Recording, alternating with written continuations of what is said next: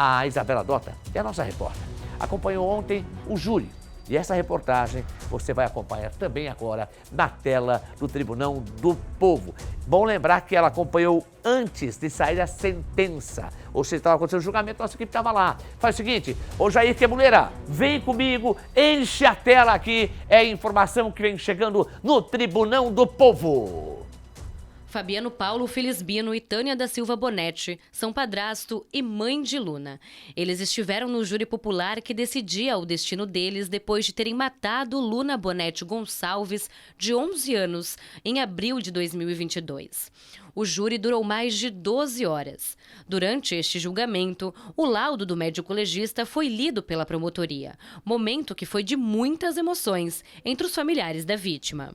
Um dos pontos de destaque desse tribunal do júri foi o momento em que a promotoria leu o laudo do médico legista, em que ele aponta e descreve todas as lesões que foram sofridas por Luna. Ao todo, foram 66 machucados encontrados no corpo da menina. O caso Luna, como ficou conhecido, talvez tenha sido o mais grave que eu tenha, em termos de homicídio, né? Em termos de feminicídio, né? Crimes contra a vida, talvez tenha sido o mais grave que eu tenha presidido o inquérito policial, principalmente em razão da variedade de lesões constatadas lá no exame na perícia médica, né?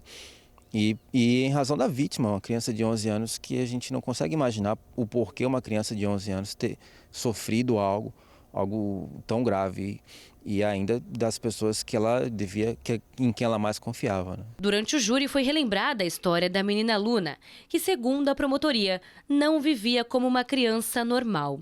Ela teria sido privada da própria infância, não tinha frequência escolar ideal e, quando ia ao colégio, ainda tinha que cobrir todo o corpo, mesmo em dias muito quentes. Isso para esconder as marcas da violência que sofria dentro de casa. Casa essa que, segundo o delegado responsável pelo caso, não tinha condições ideais para uma criança viver. Eu estive na casa dos fatos, sim, inclusive no dia seguinte ao ocorrido. Era uma casa muito escura, muito fechada, né? Tinham animais ali que foram para o órgão ambiental, né? Tinha bastante mofo, então era uma casa que parecia uma cadeia, a minha impressão. Aquela casa parecia uma verdadeira prisão. Deve ser por isso que o Ministério Público imputou a eles também a questão do cárcere privado, no sentido de que ela não tinha liberdade de ir e vir, nem para ir para a escola.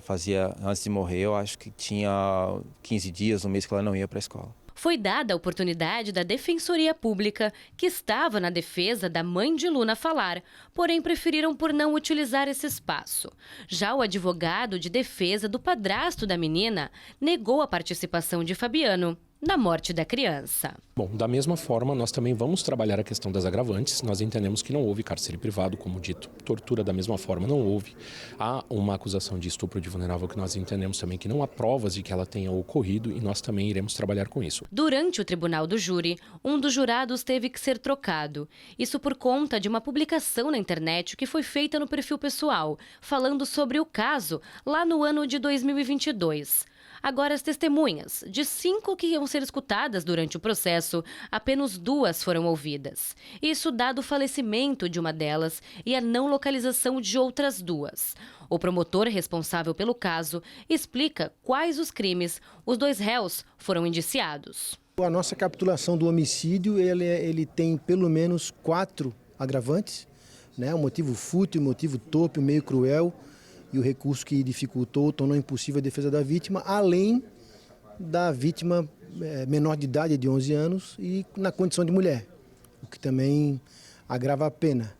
Depois nós temos aí a tortura, que também é agravada pelo fato da vítima ser a descendente, e está na condição de coabitação familiar, né? Temos o cárcere privado, né? E ainda o estupro de vulnerável também, que é outro crime bastante grave. Durante todo o julgamento, a promotoria levantou o quanto Tânia e Fabiano não demonstravam emoções em terem cometido o crime. 3 versões diferentes do que teria acontecido no dia da morte de Luna foram contadas pelos réus ao longo do processo. Uma delas, inclusive, em que Tânia assumia a autoria do crime. Mas no momento do tribunal do júri, tanto Tânia quanto Fabiano negaram terem autoria na morte da menina.